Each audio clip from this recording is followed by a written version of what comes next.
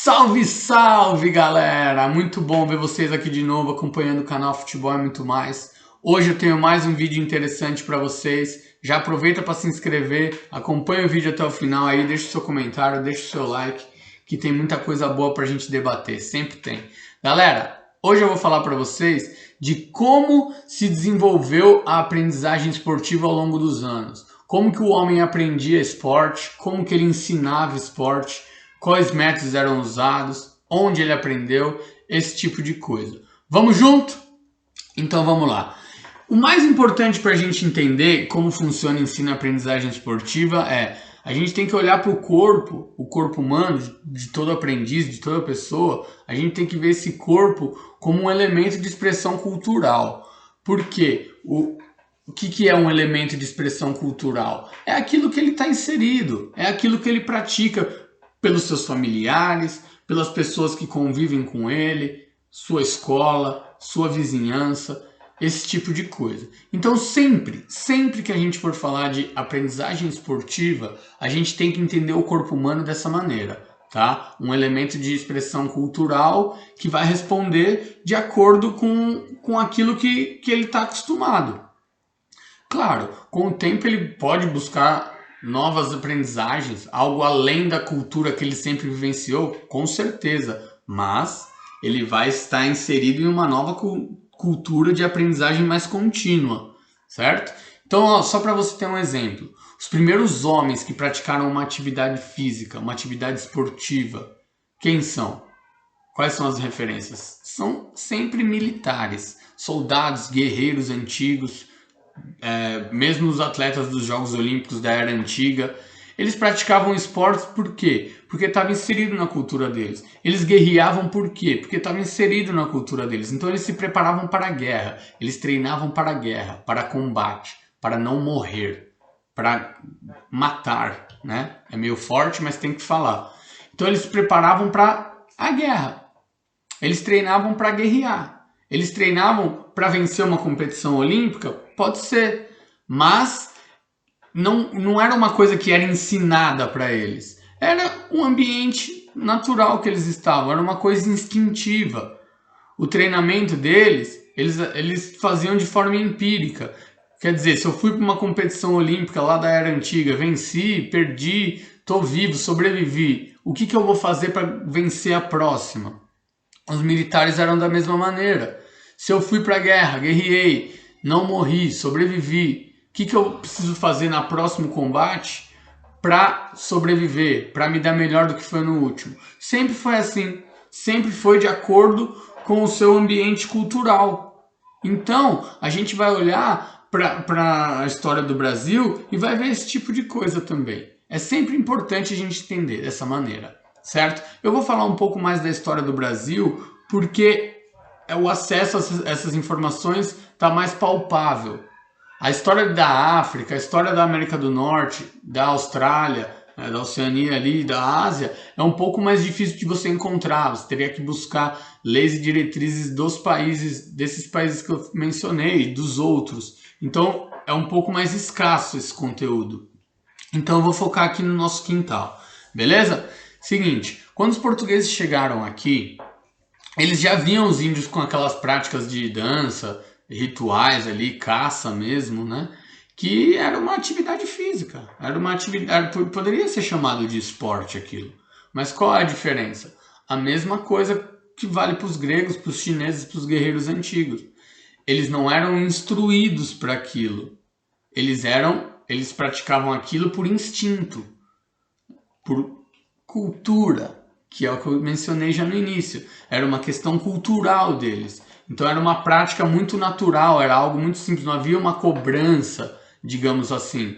Eles iam lá para pescar, para trazer a comida para a família, para a tribo. Eles faziam um ritual porque eles acreditavam que o ritual, tal ritual ia salvar alguém que estava ferido, ia fazer chover, esse tipo de coisa. Então, quando o Brasil é descoberto, os portugueses observam esse comportamento dos indígenas. As primeiras escolas do Brasil foram ministradas, as aulas foram ministradas pelos jesuítas, os padres jesuítas, exatamente. O acesso era muito baixo, era só as famílias nobres europeias que se instalavam por aqui, que tinham acesso à escolarização. E as principais disciplinas de ensino eram leitura, escrita e alguns cálculos básicos. Então os jesuítas, eles deixavam os aprendizes ali, os alunos, as crianças, os adolescentes, eles mais livres no momento de fazer uma atividade. Fosse a caça, fosse arco e flecha, fosse corridas, até natação. Não havia uma instrução. Eles somente praticavam isso e ponto final. Certo?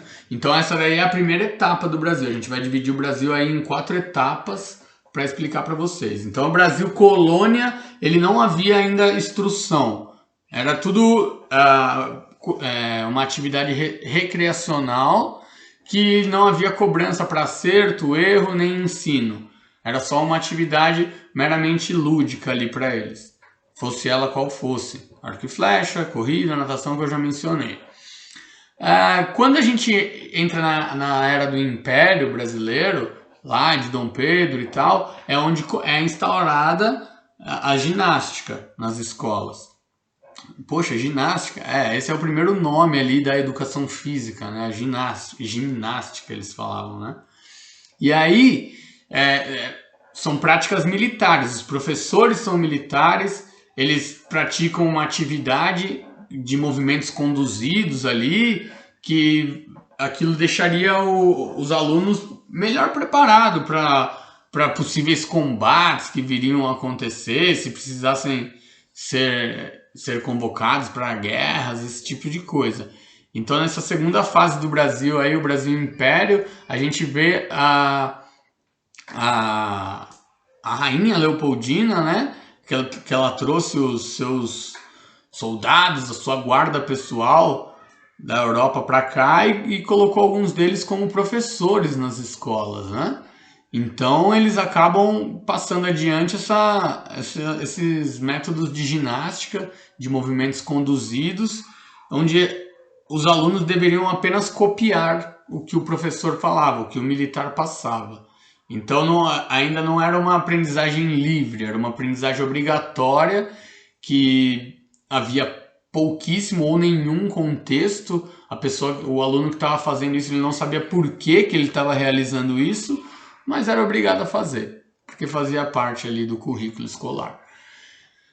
Depois, quando o Brasil vira república, a influência militar ela continua nas escolas, os movimentos conduzidos de ginástica eles continuam, só que começa a ter alguma alteração ali, né? A gente vê o que? As escolas suecas, alemãs, francesas, elas viram uma referência muito forte para o Brasil, ali no momento da República.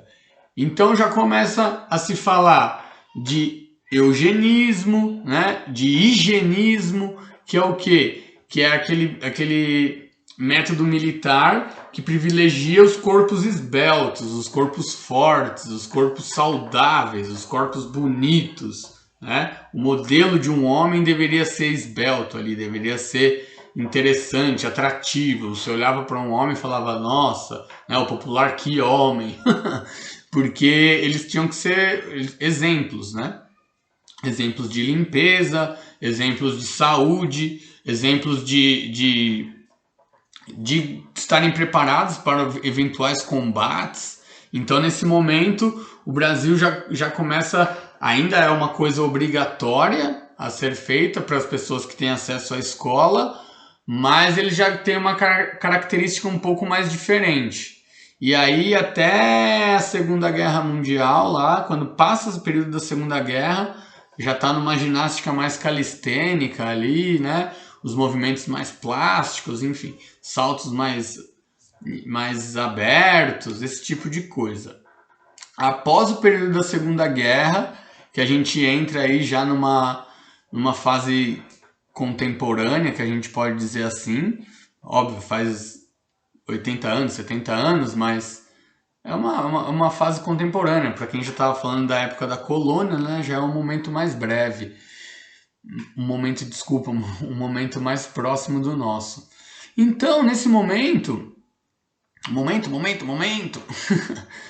nessa fase, o Brasil já começa a ter um olhar mais interessante para os esportes, porque vem a Copa do Mundo no Brasil, o Brasil, a profissionalização do futebol está muito recente, e aí começa a se olhar mais para o talento no futebol, principalmente, né? Em outros esportes também, mas principalmente no futebol. E com a queda da democracia, né? E o regime militar assumindo o poder ali em 1964, o esportivismo começa a ganhar uma força muito grande mesmo. Então, as escolas elas começam a ensinar esporte com um porém muito triste, mas tem que ser dito. Eles ensinam esporte ali de uma maneira mais tecnicista, né? A psicomotricidade começa a ter seu espaço, porém só para quem apresentava algum talento. Então o rapaz que não tinha um talento já pré-desenvolvido, que já não tinha essa questão cultural, de novo cultural, né, ao longo do início da sua história, talvez ele fosse criado dentro de casa, não tinha ali muitos amigos para uma prática esportiva, então ele não tinha um talento prévio ali desenvolvido. Então, nas aulas de educação física, ele era simplesmente excluído, deixado de lado. Eles aproveitavam só aquele cara que já tinha um pouco mais de talento.